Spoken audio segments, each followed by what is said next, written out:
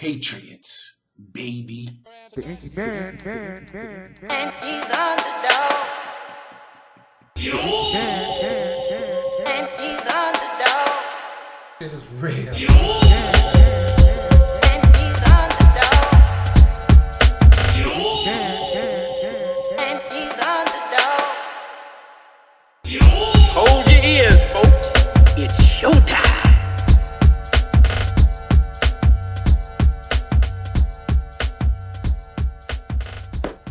What up, what up, what up, what up?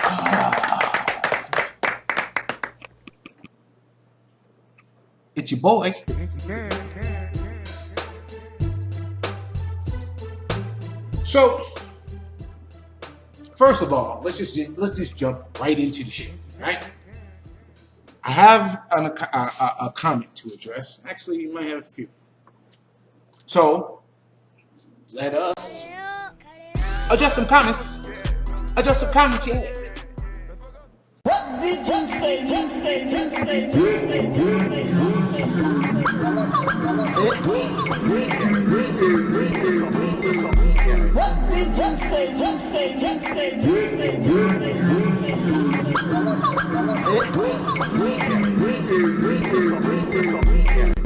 Yeah.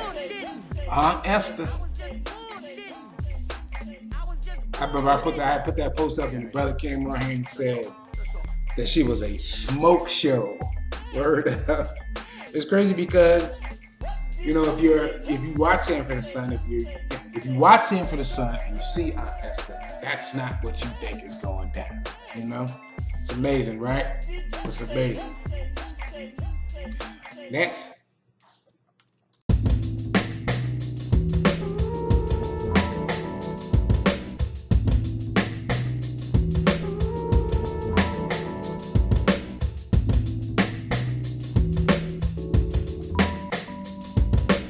Okay, so for those of you who are not up on the comment, so this person made a comment for me to watch the show called Fresh Dressed. So that's the documentary you're talking about.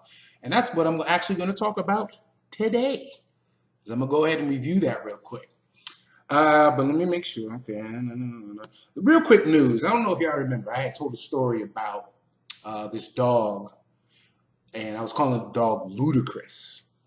There is a dog in this neighborhood. When I come home from work and I go through this gate, there's this pit bull whose name is Ludacris. Well, it turns out his name is Lil Griff. Now, the reason I'm saying that is because, sadly, he ran away from home. So there's signs all over the place. And I'm looking at, I seen the owner the other day posting one of the signs. And she was like, you know, your buddy's gone. I don't know why I'm telling that. I guess I'm just letting you know that the dog's name was not Ludacris, was Lil Griff. I had that written down here for me to address that, so I'm addressing that. That's done. So the Fresh Dressed documentary. What it was about was basically why and how hip-hop fashion came to be. What started it, you know? And it was interesting because it went all the way back to the movie Easy Riders, and how Easy Riders are the motorcycle gang movie in a nutshell. I have never seen it, but just based off of the footage and stuff I've ever seen, it's, you know, they're riding choppers. They got denim jackets with the sleeves cut off, and then they got the cuts in the back, which is the letters and the designs on the back. So, in the beginning of the episode, beginning of the movie, there was someone that was saying that gang culture, which was big in the 70s and 80s in New York, was influenced by that as far as how the jackets were. They would have denim jackets and it would have fur around them. They would have the cuts on the back, you know, and they had little baubles and beads and stuff all over the jackets and stuff like that. And so fashion, as far as this movie, was going from there. And it got all the way into, the Cassell glasses, Kangol hats, fat laces, Pumas, Shelter, Adidas. Got into Now, I remember Naughty by Nature was the first rap group that I can recall that came out with a line of clothes under a woman named April Walker, who happened to be on there. But then it got into Mark Echo was on it. Damon John from FUBU was on there.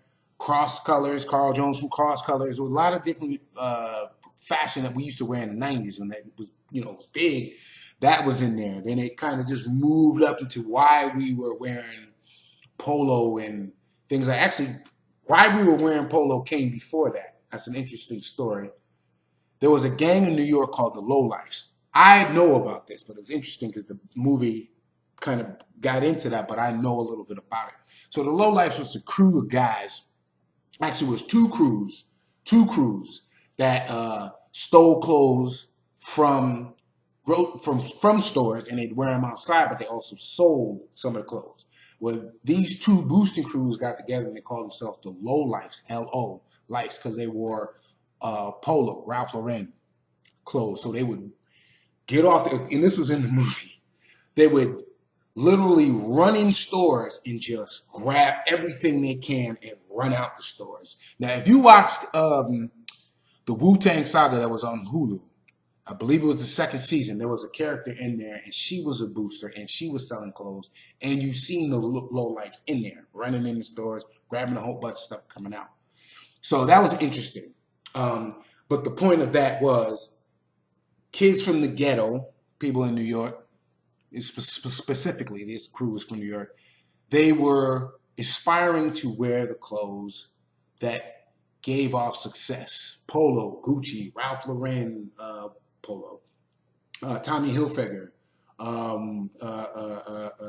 Fila, And I actually said something about this in the show, how people were aspiring to wear clothes like that, but those clothes were already out. Louis Vuitton, to some people, that's a new brand because they're seeing it now. To some people, it's a brand that they probably think has been around for the last 20, 30 years because of rap back in the days was talking about it. That brand has been around for more than 100 years, is what this movie was talking about. So I'm going to say this. The movie Fresh Dressed is one of the best movies if you're into hip-hop fashion and where it came to be and why it came to be and all of that. It's a great movie to check out, Fresh Dressed. Brought me back to being a little boy, brought me back to high school, when I was really concerned with those kind of fashion. Two-tone Lees, pinstripe Lees, leather pants, wearing leather pants, fat laces, I didn't know that fat laces were originally regular laces and they just were stretching them out and then ironed them out. Now, not everyone knows that because you could go in the store and you can buy them already fat, but that's where they came from. So I remember wearing fat laces in my Shelto Adidas. I remember I had the snakeskin Adidas with burgundy. The logo, the stripes were snakeskin. The back of the heel where it said Adidas was snakeskin, and it was a Shelto sneaker. So I went and got some burgundy fat laces and some white lace, regular laces, and I did the checkerboard pattern. Literally, you would see the shoe, and then when you look in the area of the laces where this would be the laces, you would see a checker pattern of burgundy and white checker pattern. Man, let me tell you something.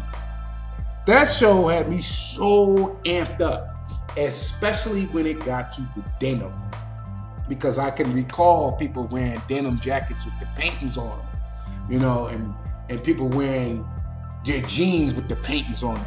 It would be either your name in graffiti or it would be like a cartoon character, a Disney character, a Woody Woodpecker, Popeye, wearing hip hop clothes, They talked about the Shirt Kings from Brooklyn. I remember the Shirt Kings, and man, it just took me back, man. It took me back. So with that being said, I'm gonna get back into doing the denim. Now, what are you saying? Well, you might be asking. Well, what do you mean you're gonna get back to doing the denim? What do you mean doing the denim? What does that mean? It means this. The time has come for someone to put his foot down. And that foot is me. Oh, you say that, but you don't mean it. But Excuse me while I whip this out. Ink ripped it up. Excuse me while I whip this out. Excuse me while I whip this out. We was just rushing.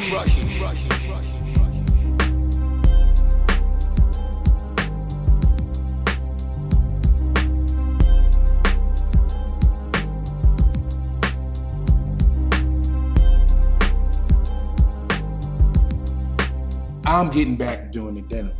I'm gonna go ahead and do a couple pieces. I'll be showcasing it on the show. If you want some pieces, let's talk. But before I really get heavy into talking about that, I obviously am going to make some pieces first so that you know I'm in the game. All right? So I want to send a big shout out to my man Bob for commenting for that last comment and inspiring me to get back into doing that, because now that's going to be a little hustle I got.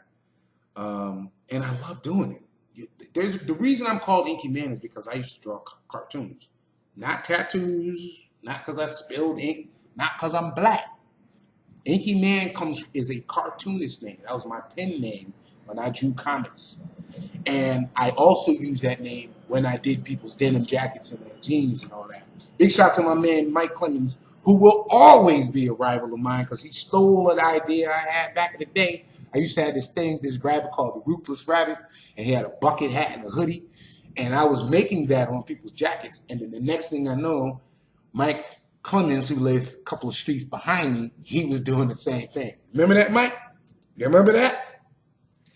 So anyway, I'm going to go ahead and wrap this up. The whole point of the show is to let that viewer know that I watched the show, give you a quick review of it. I'll be back. You know I'll be back. If you have anything that you want to say, make sure you go ahead and say it below. I'm out of here. Later. But when me go come to the dead him dead.